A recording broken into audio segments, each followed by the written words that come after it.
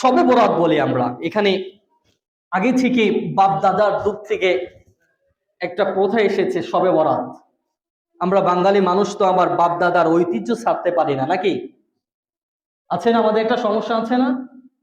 যেমন নামাজের পরে দিন বা এই রাতটাকে আমরা বলবো লাইলাতুন নিসফি মিন শাবান। কি রাত হবে? লাইলাতুন নিসফি মিন শাবান। লাইলাতুন নিসফি মিন শাবানের রাতে আল্লাহ পাকের কাছে আমাদের আমলগুলো পেশ করা হয়। ইন্না ইদ্দাতাশ শুহুরি ইনদাল্লাহি 12 শাহরান ফি কিতাবিল্লাহি ইয়াওমা খালাকাস সামাওয়াতি ওয়াল আরদ। নিশ্চয় আল্লাহর নিকট মাসের সংখ্যায় মাস হলো 12টি। কয়টি? 12টি মাস। আল্লাহ আকাশ ও পৃথিবী যখন সৃষ্টি করেছেন তখন থেকেই আল্লাহর কাছে মাস হলো বছরের মধ্যে 12টি মাস।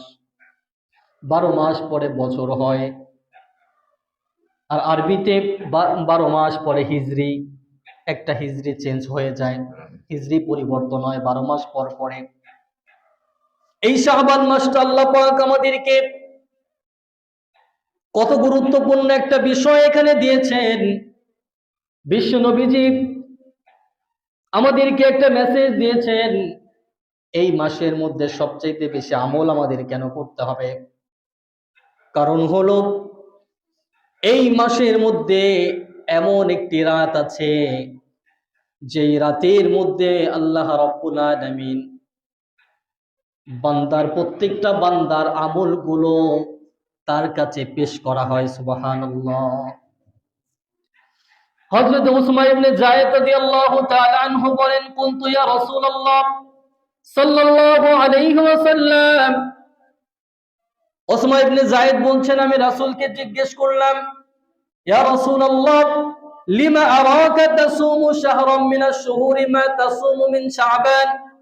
ও রাসূল, আপনাকে শাবান মাসের মতো অন্য কোন মাসে এত বেশি রোজা রাখতে দেখি না, কেন?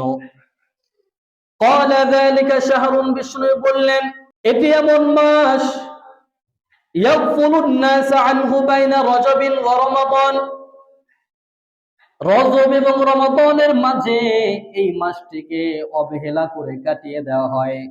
অথচ ওয়া হুয়া শাহরুন তুরাফু ফীহিল আ'মালু ইলা রাব্বিল আলামিন, এই মাসের মধ্যে বিশেষ একটি রাতে আল্লাহ পাকের কাছে বান্দার আমলগুলো, কাজগুলো সব তার কাছে পেশ করা হয়।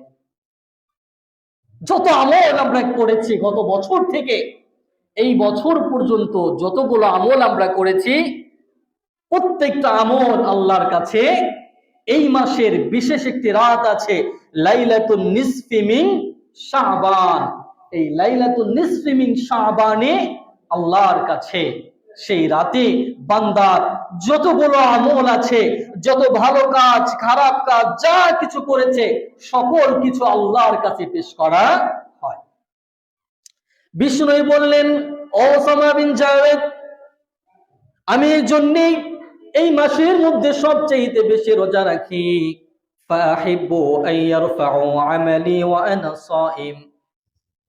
এই মাসের মধ্যে আমি এত বেশি রোজা রাখার কারণ হলো, ফাহিব্বু, এত ভালোবাসার কারণ হলো, আইয়ারফাউ আমালি ওয়া আনা সাইম, যেন আমার আমলগুলো যখন আল্লাহর কাছে পেশ করা হবে সেই সময় আমি রোজা অবস্থায় থাকি, আর এই রোজা অবস্থায় যেন আমার আমলগুলো আল্লাহর কাছে পেশ করা হোক, এর জন্য আমি এত বেশি রোজা রাখি এই মাসের মধ্যে।